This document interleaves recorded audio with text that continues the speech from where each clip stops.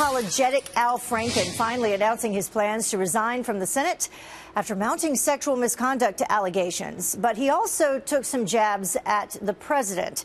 Garrett Tenney is live for us in Washington, D.C. with the very latest. And I understand, Garrett, he said he is going to resign, but not quite yet. No exact date has been set for that, but it will be in the coming weeks, and that's likely because of several key votes coming up in the Senate floor that Democrats do not want to lose him for. You mentioned those allegations. More than a half dozen women have come forward with those allegations of sexual misconduct by Al Franken.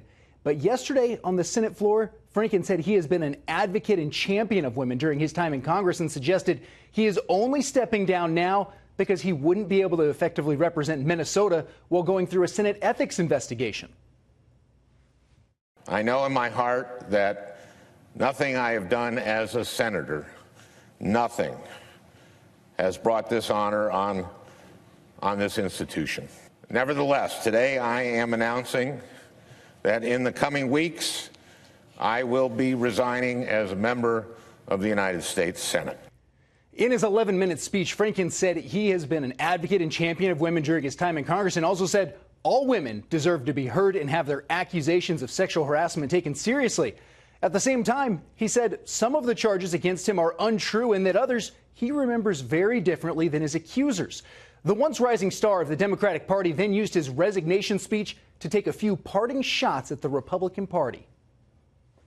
I am leaving while a man who has bragged on tape about his history of sexual assault sits in the Oval Office, and a man who has repeatedly preyed on young girls campaigns for the Senate with the full support of his party.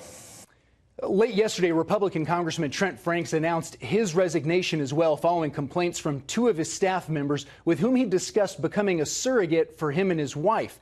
In a statement, Franks made it clear he has never engaged in improper sexual advances, but did say, however, I do want to take full and personal responsibility for the ways I have broached a topic that, unbeknownst to me until very recently, made certain individuals uncomfortable. Heather? Very swift action there. We'll see what develops from that. Thank you so much, Garrett Tenney, live for us. We appreciate it, Garrett. You got it.